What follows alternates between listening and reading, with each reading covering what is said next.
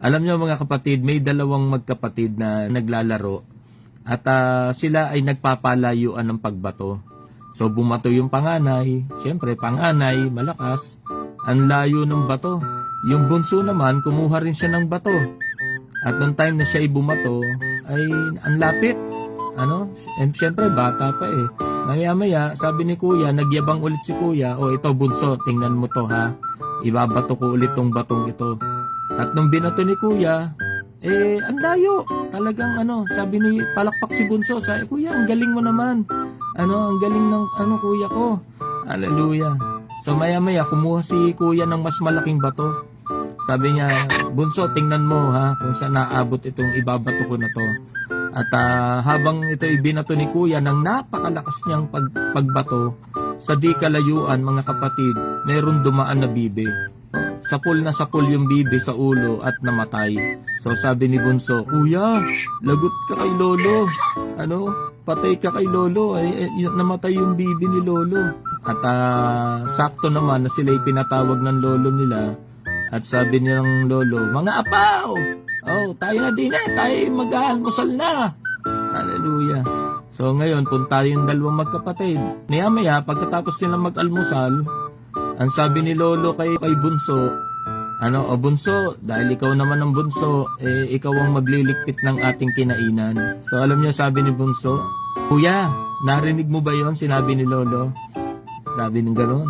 Sabi ni kuya, ba't ako magliligpit? Ikaw ang inutusan ni lolo. Kuya, ang bibe.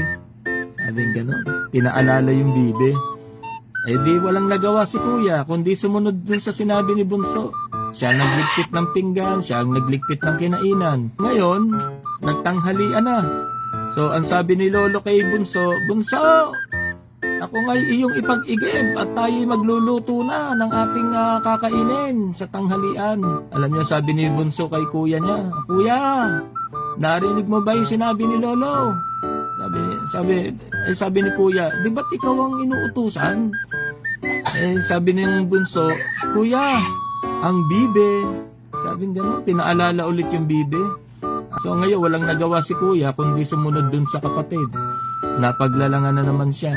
Nabukasan, habang sila'y naglalaro, nag-utos na naman si lolo kay bunso. Bunso, ako nga'y iyong pag-igib at ako'y maliligo. Sabi gano'n nung lolo. Ngayon, sabi ni bunso kay kuya, kuya, narinig mo ba yung sinabi ni lolo? Ipag-igib mo daw at siya'y maliligo. Anong sabi ni kuya? Bakit ako? Ikaw ang inutusan diyan. Ba't akong utusan mo? Alam niyo, sabi ni bunso kay kuya, kuya, ang bibe. Sabing gano'n. Maya-maya mga kapatid, nakahalata na yung lolo at ipinatawag yung magkapatid. Ang sabi ng lolo sa kanilang magkapatid, bakit ikaw, bunso, may napapansin ako sa iyo? Sa tuwing uutusan kita, si kuya ang pinagagawa mo. Ano bang nangyayari? Bakit si kuya ang gumagawa ng trabahong ipinagagawa ko sa iyo? Doon na nagtapat si kuya.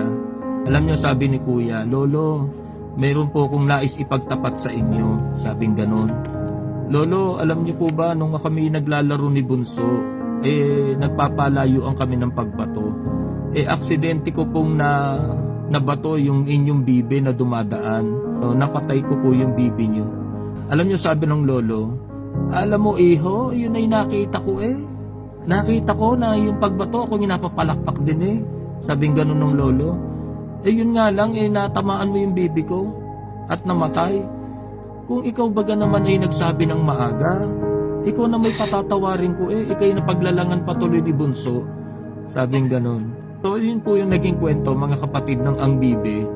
Mga kapatid, kapag ikaw ay merong kasalanan na hindi ikino-confess, madalas tayo mapaglalangan ng dyablo.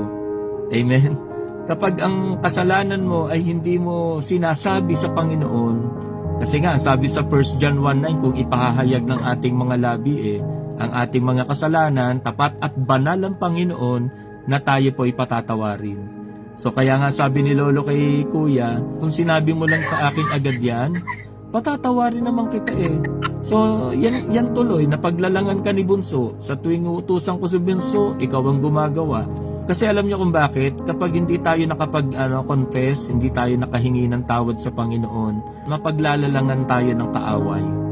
Amen po ba? Isang bagay lang pala ang kailangan. Ipahayag ang ating mga kasalanan, tapat at banal ang Panginoon na tayo patatawarin. Amen po ba? Kaya mga kapatid, huwag tayo maging alipin ng kasalanan.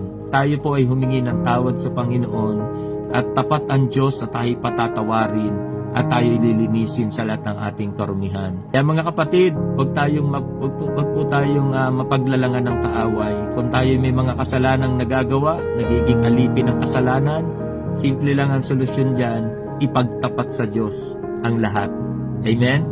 Ipagtapat sa Panginoon. At kung ipahahayag ng iyong labi ang iyong mga kasalanan, tapat at banal ang Diyos na tayo patatawarin at lilinisin sa lahat ng ating karumihan.